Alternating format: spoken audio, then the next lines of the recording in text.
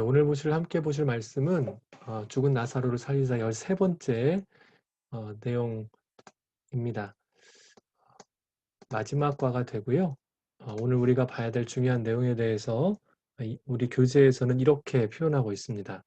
죽은 나사로를 살리신 기적의 말씀은 하나님의 선하심과 주권, 죽음의 저주와 부활의 능력, 그리고 고통당하는 사람들을 향한 그리스도의 긍휼을 드러내는 것이라고 이야기를 하고 있고요.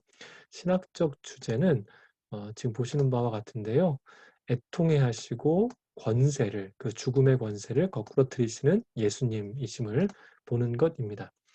자, 이제 본론의 내용부터 좀 들어가 보도록 하겠습니다. 오늘 우리가 함께 가지고 있는 교재의 내용을 보게 되면 이러한 표현들이 좀 적혀 있는데요. 나사로의 가족에 관련된 내용이 본문에 나오는 것을 보실 수가 있습니다. 그리고 그들은 예수님이 어떤 분인 줄을 알고 있었고, 그래서 주님께 사람을 보내어 치료해 주실 것을 기대하고 있었었죠. 하지만 주님의 계획이 달랐다라는 부분이 우리가 보고 있는 교재의 핵심적인 부분입니다. 그래서 이때 필요한 것을 한 가지 이야기하죠. 신뢰라는 부분입니다.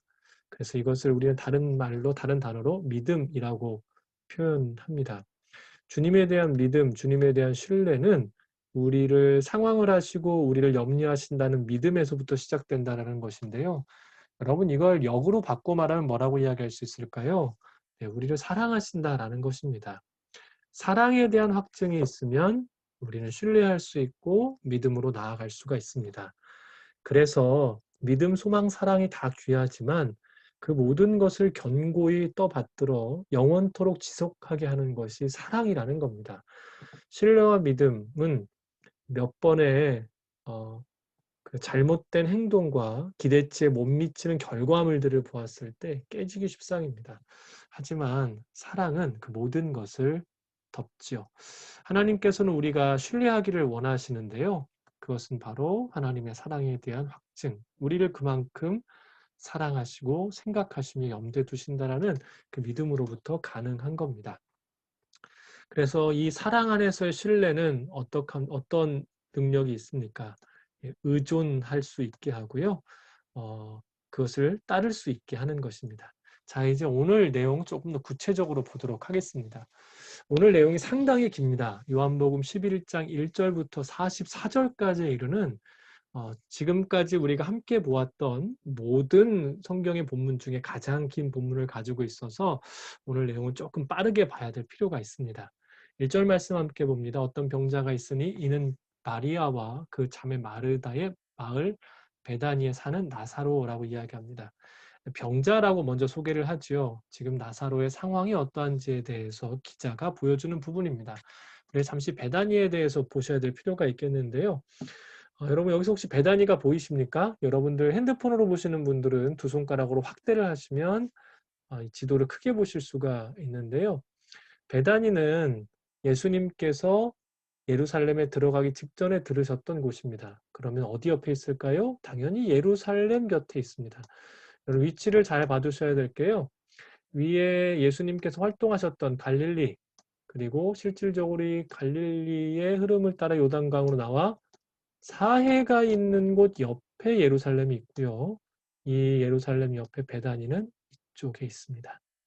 그래서 삭개오의 이야기, 예루살렘에 들어가기 전에 하셨던 그 이야기도 여리고인 이쪽에서 일어났고요. 오늘 예수님께서 이제 얼마 후에 십자가 지시는 일을 앞두고도 이 베다니에 있었던 일을 요한도 기록하고 있는 것 있지요. 자, 위치를 보셨으면 이제 내용들을 계속해서 보도록 합니다. 이 마리아는 향유를 주께 붓고 머리털로 주의 발을 닦던 자여 병든 나사로는 그의 오라버니더라. 오늘 본문을 보면 마리아에 대한 이야기가 벌써 두 번이나 언급이 됩니다. 여러분 한 가지만 짚고 넘어갈 텐데요. 본문에 나와 있는 마리아는 누가복음에 나오는 죄 많은 여인과 다른 사람입니다.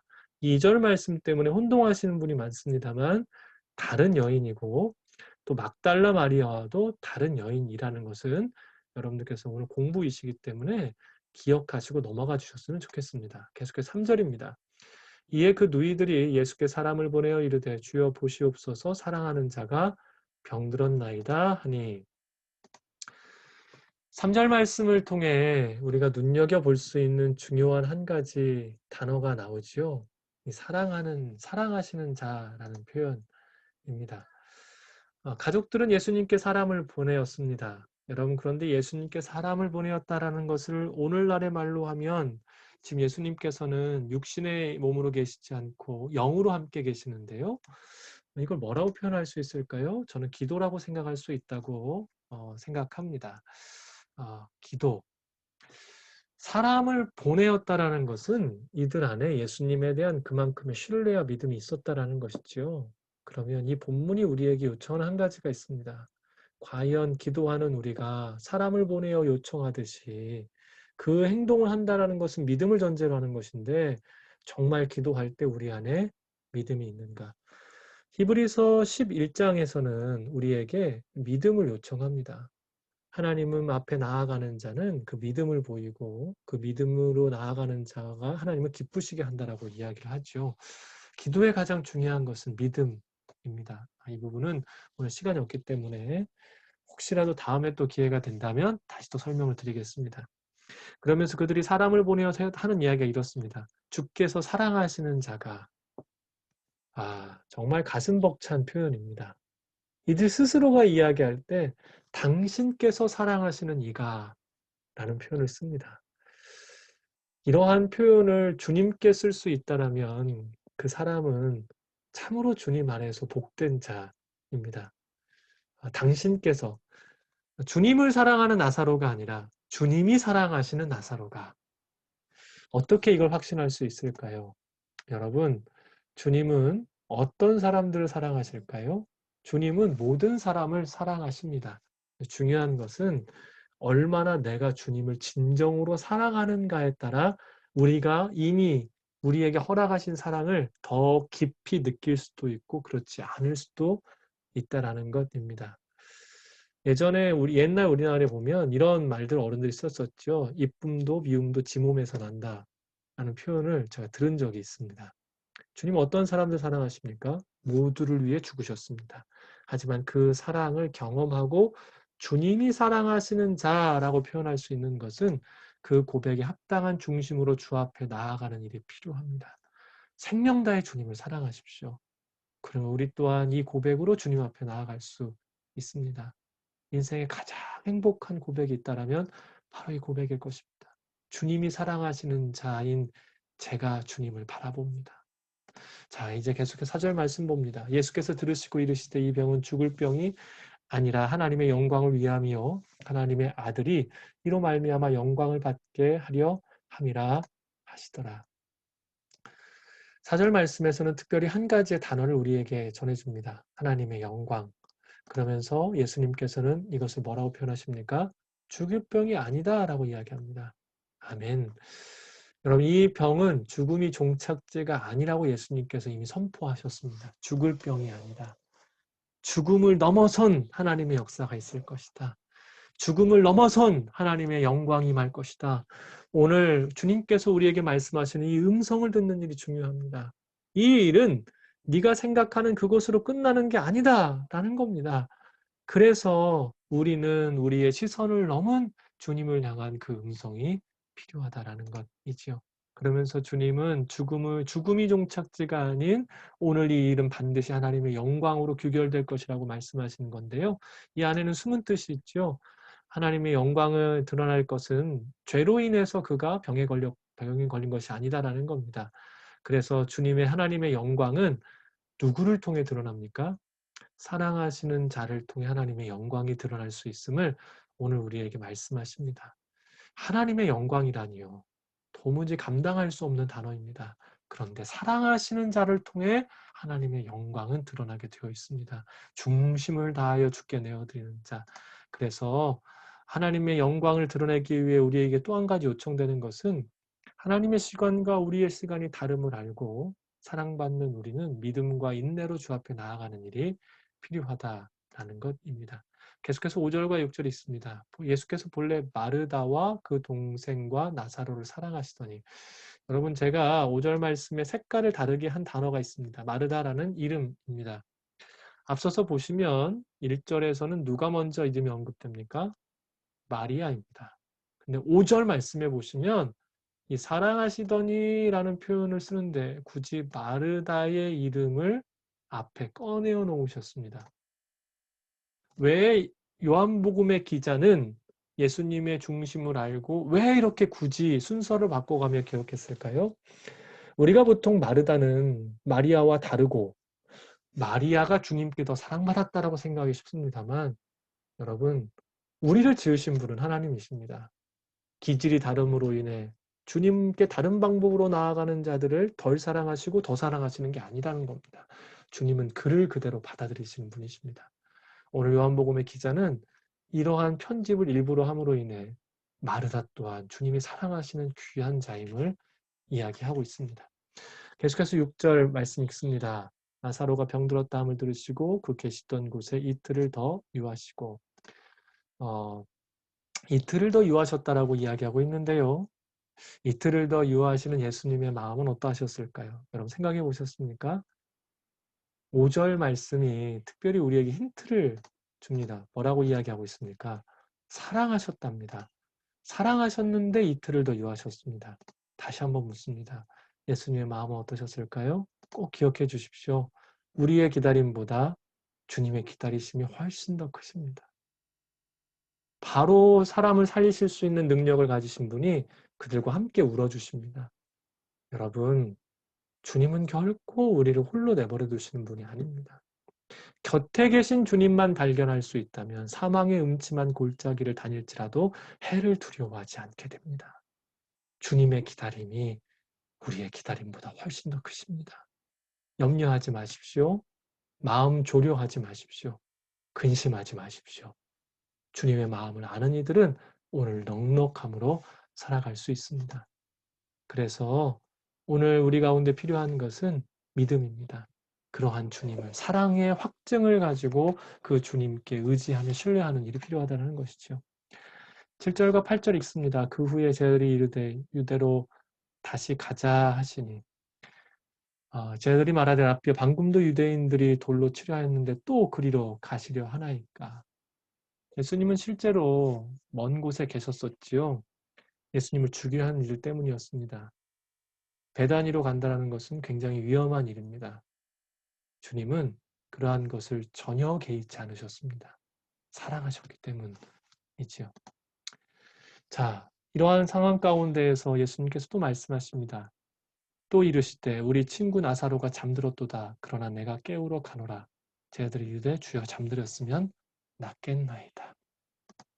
14절에서 계속해서 이어서 말씀하십니다. 이에 예수께서 밝히 이르시되 나사로가 죽었느니라. 디두모라고도 하는 도마가 다른 자들에게 말하되 우리도 주와 함께 죽으러 가자 하니라. 예수님께서는 사랑하는 자를 위해 유다로 다시 발걸음을 옮기셨지요. 다시 말씀드립니다. 사랑하셨고 사명이 있으셨기에 주님은 그곳으로 향하셨습니다. 그런데 이 과정 가운데에서 제자들은 말리기도 하였고 이상한 결의를 합니다. 주님은 그 나사로에게 나아가는 과정에 이렇게 표현하십니다. 내가 깨우러 간다. 디두모라는 도마의 이야기를 통해 제자들은 결의하듯이 외칩니다. 주와 함께 죽으러 가자. 사랑하는 여러분, 오늘 우리는 과연 주어진 삶의 현실 앞에서 무엇에 귀 기울이고 있습니까? 주님은 분명히 이 과정들을 다 설명해 주셨습니다. 이미 본문을 읽어오신 분들께서는 아시겠습니다만 나사로가 지금 어떠한 상태인지 이 어려움에도 불구하고 주님은 가시겠다라고 말씀하셨고 그가 죽지 않는다라고 말씀하셨고 하나님의 영광이 있을 것이라고 다 설명해 주셨습니다. 그래서 주님 말씀하시는 거예요. 내가 깨우러 간다. 그런데 지금 제자들이 뭐라고 이야기합니까? 주와 함께 죽으러 가자. 도마가 소리치니 다 외치는 겁니다.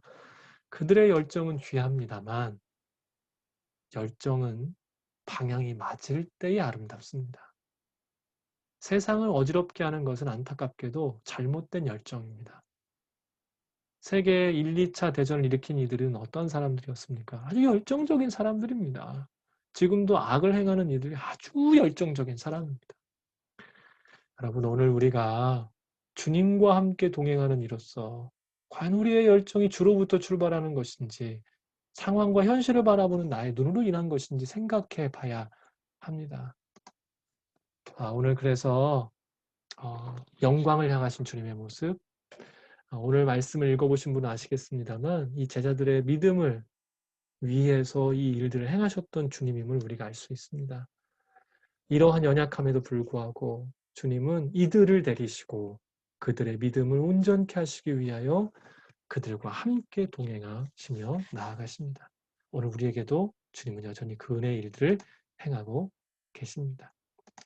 계속해서 이 다음의 내용을 보도록 합니다. 우리가 잘 아는 것처럼 현장에 도착하셨을 때 나사로가 죽은 지 나흘이 지났고요. 마르다와 마리아는 일반적인 반응을 보였었죠. 이와 같은 내용입니다.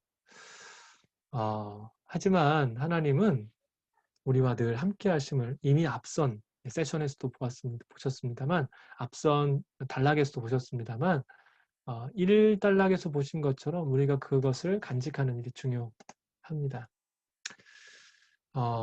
사랑하는 여러분, 이미 주님은 행하셨습니다. 제가 지난주 여러분들께 여쭤봤고 오늘 또 한번 여쭤볼 텐데요. 구원은 언제 임합니까? 이미 믿을 때에 임하는 것이지요.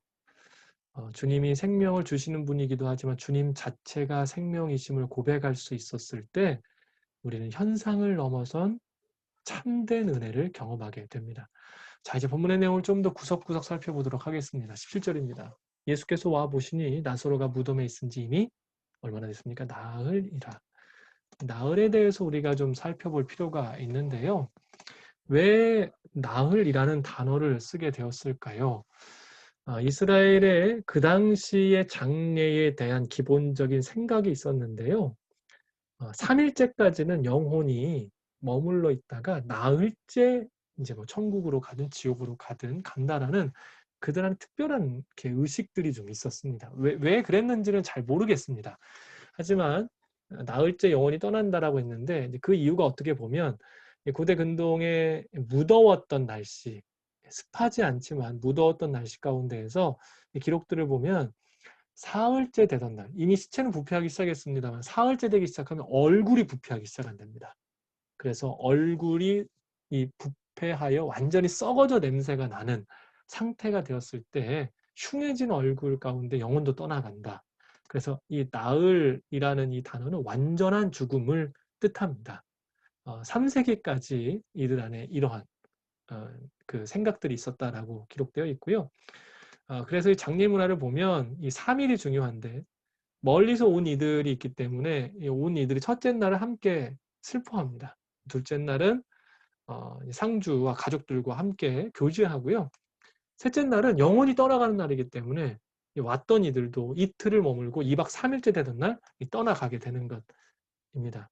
예수님께서는 왜 나흘 오셨을까요? 완전한 죽음 가운데 살리시기 위한 참된 생명의 주인이심을 보이기도 위함이시기도 하고요. 오늘 이 본문의 지금의 흐름상으로 보자면 진정한 위로 때문입니다. 실제로 말씀드린 것처럼 셋째 날 대부분의 사람들이 다 떠나갔습니다. 그런데 이 넷째 날은 사람이 없는 시간이거든요. 완전한 죽음 앞에 생명의 권세를 또한 진짜 어쩌면 가장 공허한 시간에 주님은 찾아온 것입니다. 참 놀라운 일이 있습니다. 19절을 보면 여전히 많은 사람들이 있었어요. 나사로가 얼마나 사람들에게 덕스러운 사람이었는지를 잘 보여주는 대목이기도 합니다. 자, 20절, 21절 읽습니다. 마르다는 예수께서 오신다는 말을 듣고 곧 나가 맞이하되 마리아는 집에 앉았더라. 마르다가 예수께 여짜오되 주께서 여기 계셨더라면 내 오라버니가 죽지 아니하였겠나이다. 20절을 보게 되면 마르다는 나왔고 마리아는 있습니다. 여러분 앞서 말씀드렸죠? 다름은 틀림이 아닙니다. 주님께서 받으십니다. 왜냐하면 주님이 지으셨기 때문입니다. 성격이 급하고 행동파인 마르다는 뛰어나왔어요. 하지만 이 마리아는 여전히 슬픔 가운데에서 주님이 오실 때까지 기다리고 있었던 것입니다. 자, 21절에 보면 마르다의 탄식이 나오죠. 주님 앞에 마음을 쏟아 놓았습니다. 뭐라고 했습니까? 주께서 여기 계셨더라면. 그런데요, 여러분, 마음을 쏟아 놓기는 잘했지만 그의 모습에는 참 아쉬움이 많습니다. 계속 살펴보면서 그 내용들을 좀 보도록 하겠습니다. 자, 그러면서 21절에 말을 해놓고 22절로 이렇게 이어지는 겁니다. 그러나 나는 이제라도 주께서 무엇이든지 하나님께 구하시는 것을 하나님이 주실 줄을 아나이다. 예수께서 이르시되 너의 오라비가 다시 살아나리라. 마르다가 이르되 마지막 날 부활 때에는 다시 살아날 줄을 내가 아나이다. 그는 예수님께 고백했어요. 그런데 여러분 22절의 고백이 온전한 고백이 아닙니다. 이 21절의 내용을 그냥 붙인 것뿐이에요. 그때 계셨더라면 좋았을 텐데 이제라도라는 말은 그 당시에 오셔서 지금도 주님은 능력이 있으신 분이기 때문에 그 당시에 오셔서 말씀하셨더라면 됐을 것입니다. 라는 그러한 의미로 22절이 쓰인 겁니다. 원어적 해석이 그렇습니다. 그래서 이 마르다에서 특별히 살펴봐야 한 단어가 있는데요. 이 마르다가 22절에서 이야기하는 예수님께서 구하다라는 표현이요. 여러분 잠깐 다시 한번 보겠습니다. 나는 이제라도 주께서 무엇이나 하나님께 구하시는 것. 이 구하다라는 단어가 나왔죠? 이 구하다라는 이 단어를 보시면 언어적으로 봤었을 때 아이테오입니다. 이 피조물이 창조주에게 구하다라는 의미입니다. 다음 내용을 좀 볼까요? 근데 예수님께서 직접 구하셨다라는 것을 요한복음의 기자가 썼을 때는 에로테오라는 단어를 씁니다. 아들이 아버지에게 간청하다. 그러니까 마르다는 지금 예수님께서 무엇인지 구하시면 들으실 것입니다. 그러니까 그때 오셔서 지금이라도 구하시면 들으시는 것처럼 그때 오셔서 구하셨으면 들으셨을 텐데 라는 아쉬움을 보였는데요. 그 단어를 뭘로 썼냐면 피조물이 창조주에게입니다. 참 안타까운 고백이지요. 그러니까 지금 마르다는 이 안타까운 상황에 눌려서 예수님은 뭐라고 고백하고 있냐면 당신은 선지자입니다라고 이야기하는 겁니다. 하나님의 아들입니다라고 고백하는 게 아니에요. 근데 예수님의 구하다라는 것은 아들이 아버지에게 요한복음은 다 그 구절로 되어 있습니다. 이따 또 나오는 단어이기도 하죠. 안타까운 일입니다. 마르다는 믿음이 있는 것 같이 고백했지만 그의 중심에는 그러한 고백이 부족했다라는 것입니다. 그런데 주님께서 어떻게 하십니까? 그 부족한 고백을 들으시고 23절에 너의 오라비가 살아날 것이다! 라고 이야기합니다. 중심이 부족했지만 주님은 그걸 또 받으셨습니다.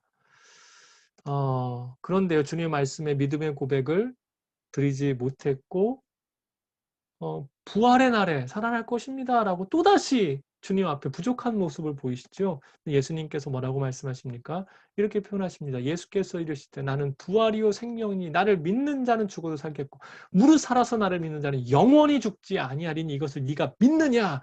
라고 이야기를 합니다. 27절 읽겠습니다. 이르되 주여 그러하여이다. 주는 그리스도시요 세상에 오시는 하나님의 아들이신 줄 내가 믿나이다.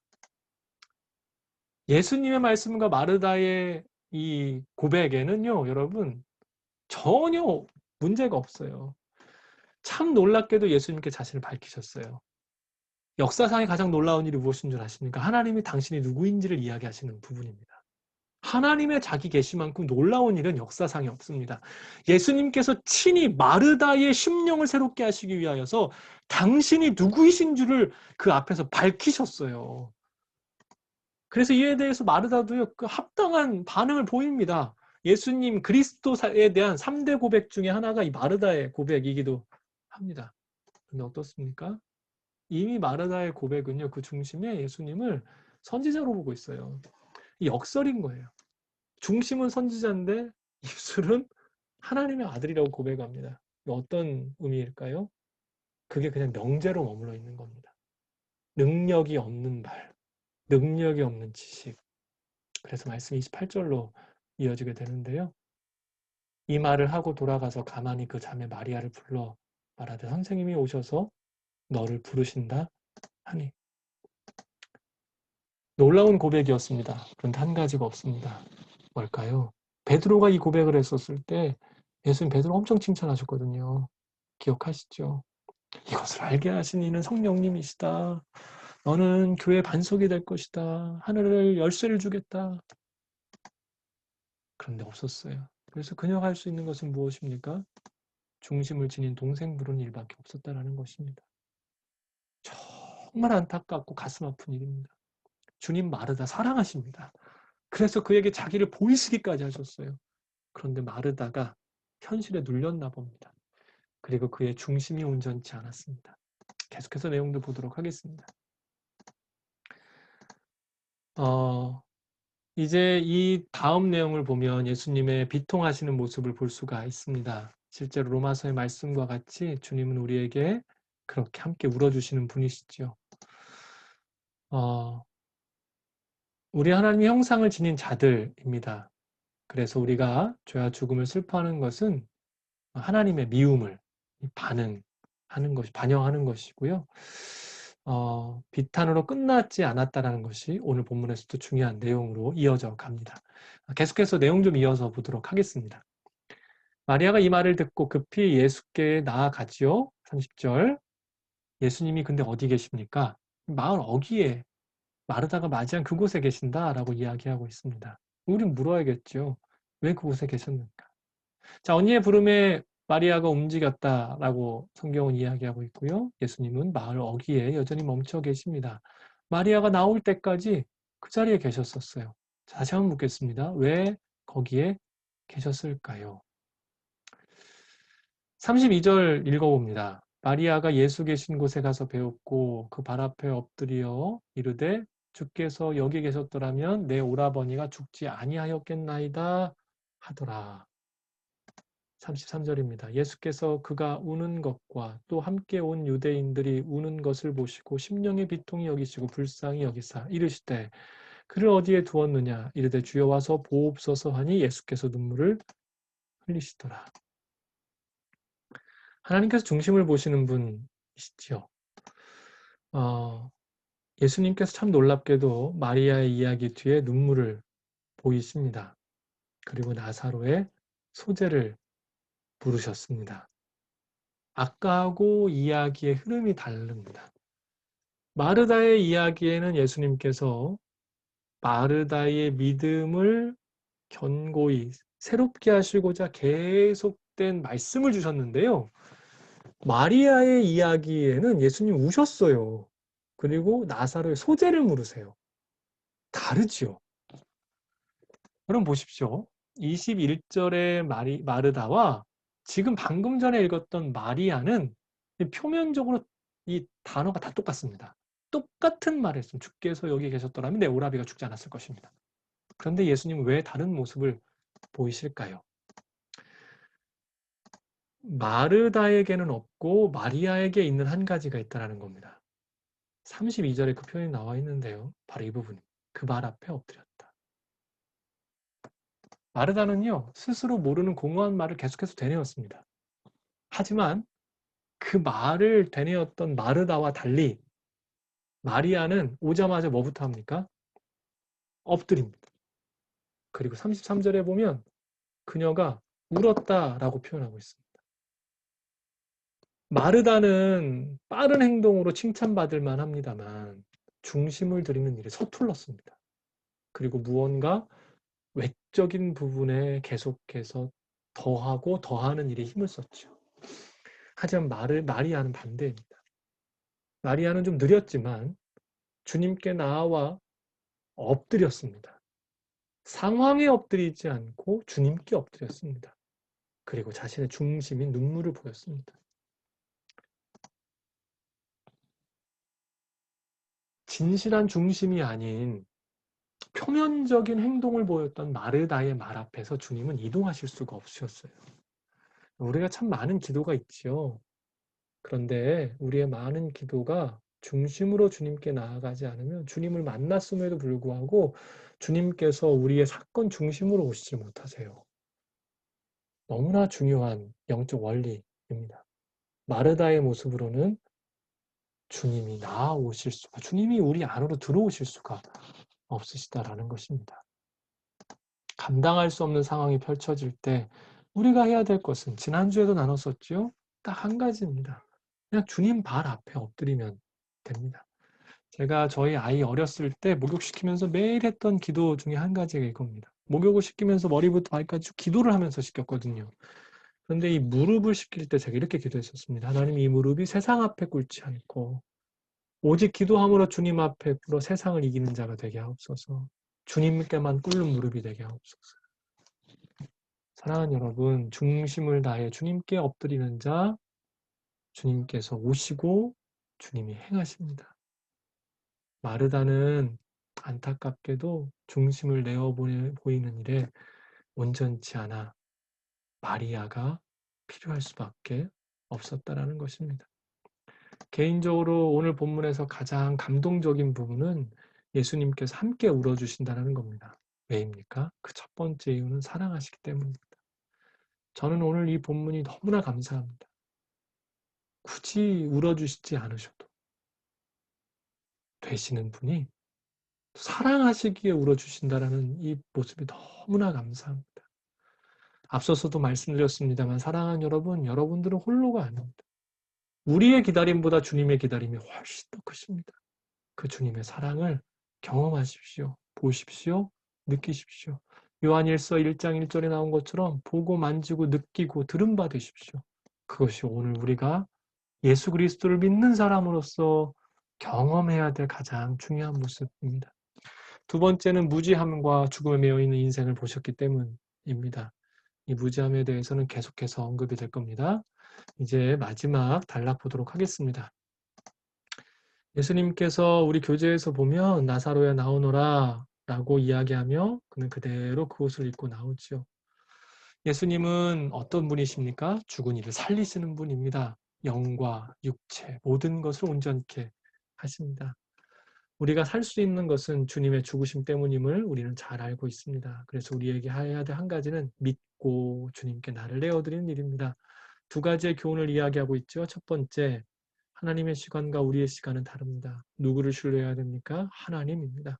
두 번째, 생명에 관한 하나님의 관점은 우리의 관점과 일치하지 않고 제가 편집이 좀 잘못됐네요. 하나님은 생명에 관해 우리와 다른 관점을 가지고 계신다는 걸 기억해 주십시오. 그래서 오늘 전체적인 본문을 통해 생각해 볼 수 있는 것은 왜 이런 시련인가? 하나님의 영광. 왜 우리에게도 이런 시련인가? 하나님의 영광과 우리의 진정한 안녕, 우리의 진정하고 온전한 삶을 위해서라는 것입니다. 자, 이제 본문의 내용을 좀 더 구체적으로 살펴보면서요. 마무리하도록 하겠습니다. 39절입니다. 예수께서 이르시되 돌을 옮겨 놓으라 하시니 그 죽은 자의 누이 마르다가 이르되 주여 죽은 지가 나흘이 되었음에 벌써 냄새가 나나이다. 예수님께서 명령하셨어요. 거기까지 가셔서 돌을 옮겨 놓아라 라고 이야기를 하셨다라는 겁니다. 마르다가 대답했어요. 뭐라고 대답합니까? 죽은 지 나흘이 되어 냄새까지 납니다. 맞죠? 얼굴까지 썩어져 갈 정도의 부패가 시작이 됐는데요. 여러분 이 마르다의 태도가 어떻습니까? 합리적이고 이성적이고 정상적입니다. 그래서 뭐라고 할 수 있습니까? 매우 인간적인 모습입니다. 앞서 말씀드린 내용 다시 한번 여쭤보겠습니다. 그래서 우리의 구원은 어떻게 임합니까? 40절 한번 보도록 하겠습니다. 예수께서 이르시되 내 말이 내가 믿으면 하나님의 영광을 보리라 하지 아니하였느냐 하시니. 예수님께서 오늘 본문에 보면 두 번이나 비통해 하십니다. 말과 중심이 달랐고 진정한 믿음이 없었기 때문입니다. 마르다 안에 예수님을 믿는다 이야기했고 그가 놀라운 고백을 했지만 그 안에 온전한 믿음이 없었습니다. 다시 한번 묻습니다. 믿어야 구원을 받습니까? 구원을 받고 믿음이 생깁니까? 믿음으로 인해 구원에 이르게 됩니다. 지난주에도 제가 다니엘의 말씀을 통해서 이야기 드렸었죠. 사자굴에 당도했을 때야 다니엘은 구원받았다는 것을 알았을까요? 그 전에 알았을까요? 여러분 오늘 우리가 죽어야 구원받았다는 것을 확증할 수 있습니까? 만약 그렇다면 그것은 온전한 믿음이 아닐 것입니다. 오늘 우리에게 믿음을 주셨습니다. 그러므로 인해 우리는 구원받았음을 고백할 수 있습니다. 여러분, 믿어야 구원에 이릅니다. 오늘 우리에게 중요한 것은 믿는 일입니다. 그 주님을 믿는 일입니다. 주님이 말씀하신 그것을 온전히 믿는 일이 우리에게 가장 중요한 일입니다. 예수님께서 여러 차례 말씀하셨습니다. 믿어야 된다. 설명하셨습니다. 네 오라비가 살아날 것이다. 그 제자들에게도 말씀하셨죠. 하나님의 영광을 보게 될 것이다. 그럼에도 불구하고 믿지 않는 이들에게 오늘도 주님은 말씀하시는 겁니다. 믿으면 영광을 보게 될 것이다. 우리가 해야 될 일은 그래서 이미 주신 말씀을 믿는 것입니다. 이미 성경의 말씀을 통해 하나님께서 우리에게 놀라운 말씀들을 주셨습니다. 그것을 믿고 따르는 일이 가장 중요합니다. 그래서 그 믿는 이들이 해야 될 일은 무엇입니까? 말씀을 따라 돌을 치우면 됩니다. 주님이 돌을 치우라 말씀하시면 그저 그 일을 행하면 됩니다. 나머지는 주님이 하시기 때문입니다. 불신의 돌, 의심의 돌, 인간적인 마음의 돌을 치우십시오. 회개함으로 죄악의 돌을 치워야 합니다. 사랑하는 여러분, 오늘 우리 가운데에서 이 돌을 치우는 일 정말 중요합니다. 그래야 살아서 나올 수 있기 때문에 그렇습니다. 이 일은 오늘 우리가 믿음으로 해야 되는 가장 중요한 일임을 기억해 주십시오. 43절입니다. 이 말씀을 하시고 큰 소리로 나사로야 나오라 부르시니 죽은 자가 수족의 배로 동인 채로 나오는데 그 얼굴은 수건에 쌓였더라. 예수께서 이르시되 풀어놓아 다니게 하라 하시니라. 아멘. 예수님께서 말씀하셨습니다. 나사로야 나오너라. 사랑하는 여러분, 그 말씀의 능력으로 인해 나사로가 살게 된 줄로 믿습니다. 아멘입니다. 그 말씀에 예수 그리스도의 이름의 권세가 있기에 그 예수 그리스도의 말씀 앞에 모든 것들은 순복하며 그대로 되어질 수밖에 없는 것입니다. 그로 인해 살았습니다. 주님은 여전히 오늘도 생명을 말씀하시고 주의 놀라운 일들을 이루시며 예수 그리스도의 이름으로 선포하는 곳 가운데 주님이 함께 하시고 그 은혜와 능력으로 이루시겠다라고 말씀하십니다. 이렇게 명령하셨던 주님이 나사로가 살아서 나오자 뭐라고 말씀하십니까? 풀어놓아 다니게 하라라고 이야기하십니다. 예수님께서는 살게 하시는 이입니다. 그런데 오늘 우리에게 명령하시는 두 가지가 있습니다. 첫 번째, 돌을 옮길 것. 그리고 두 번째는 무엇입니까? 주님이 살게 하셨다면 우리에게 명령하시는 그 한 가지는 풀어놓아 다니게 하라는 겁니다. 이것은 바로 교회 공동체로 모인 우리가 그리스도를 함께 바라보는 우리가 이제 그리스도로 인하여 살게 된 자들을 풀어놓아 다니게 해야 될 의무가 있음을 우리 가운데 이야기하는 것이지요. 예수님 우리에게 이렇게 말씀하시는 겁니다. 내가 그를 살렸기에 이제 더 이상 그는 냄새나는 과거의 그 사람이 아니다. 풀어놓아 다니게 해줘라 라고 이야기합니다. 기억해 주십시오. 어떤 이들 가운데 여전히 부족함이 있을 수 있습니다. 하지만 여러분, 주님이 그를 받으셨다면 우리 또한 그를 과거의 시선으로 바라봐서는 안 됩니다. 어떻게 해야 됩니까? 편견이라는 붕대를 풀고 생명이 있는 자, 산자로 그를 바라보아 주님의 시선으로 그를 함께 대해주며 우리는 그를 풀어서 편하게 돌아다닐 수 있도록 돕는 일이 우리 안에 있어야 된다는 것입니다. 사랑하는 여러분, 주께서 말씀하신 그 한 사람, 주님이 사랑하시는 그 한 사람, 주님의 이름으로 살리신 그 생명을 얻은 그 사람, 과거에 매인 그를 풀어주고 우리가 그를 기뻐해야 됨을 여러분 기억해 주십시오. 풀어놓아 다니게 해 주십시오. 주님의 말씀 우리가 기억하며 그 말씀 앞에 오늘 우리가 나아가는 일이 중요합니다. 이제 오늘 교재 나와 있던 마지막 우리의 사명 함께 살펴봅니다. 하나님 우리에게 죽은 자 가운데 다시 살리시는 하나님의 능력을 신뢰함으로 아픔과 죽음 가운데서도 하나님을 영화롭게 하라고 말씀하신다는 것입니다. 여러분 이 은혜가 있기를 간절히 소망합니다. 나눔 질문인데요. 예수님께 나아가는 나의 모습은 어떠한가? 마르다인가? 마리아인가? 삶의 문제를 가지고 예수님께 나아갔던 우리의 모습을 돌아보며 함께 나누는 것으로 나눔 질문 가지시면 되겠습니다.